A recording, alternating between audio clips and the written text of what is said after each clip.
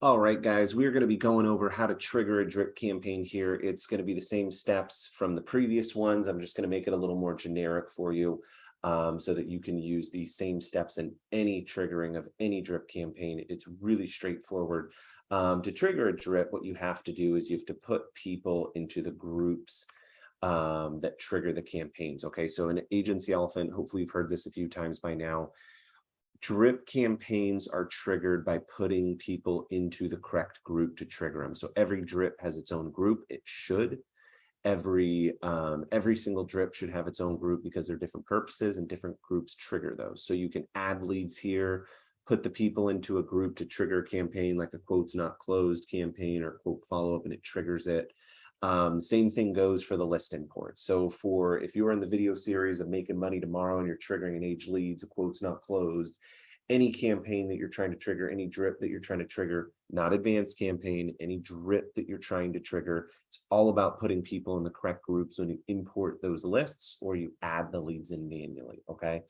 You're going to do that over in the contact manager here on the right side of the page. There's an import button.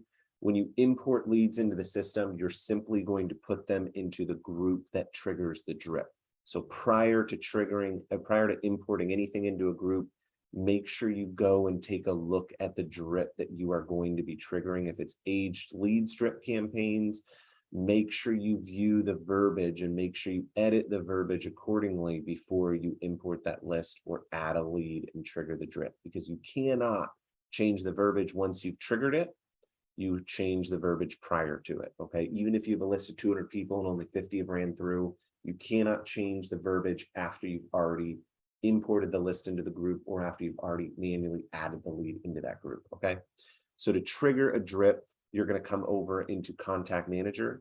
There's a few ways to do it. You can do it one-on-one. You can add a lead. You can do it. But for this section, Making Money Tomorrow, we're triggering lists to make money tomorrow. Okay, hit the Import Leads button and you're going to pick the group that you're triggering. So if it's age leads group, you're going to pick that group.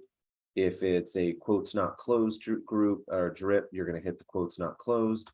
You're going to add that group. If it's a win back list, you're going to hit the win back group. That's going to trigger that automation. Okay. Next thing you're going to do is come over to your file and you're going to select the CSV.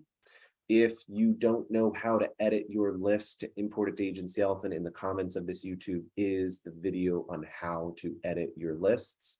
You're going to do that first, then you're going to pick the list that you've already edited down, hit the I've read, hit start import. Here is all about mapping data. Okay, so you got your, in this list, we had lead contact info that came over all capitalized. So we did a proper case tool, which is in the video below, on how to make sure you're proper casing your lead so you don't send out automations that say, hey, Matt, in all capitals.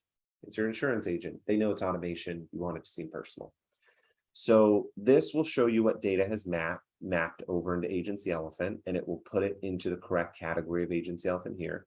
If you have info that is not mapped, you're just going to simply put it into the correct column in Agency Elephant. This is the first name. You're going to put it into the first name section of Agency Elephant. I'm not going to map these two pieces because I don't want all capital names, so I'm going to leave them blank. Now I'm going to hit next.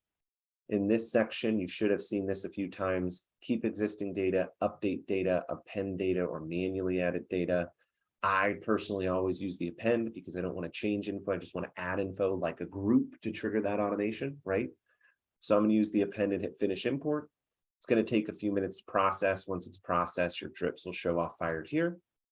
It'll also show here that the import was completed and those drips fired off.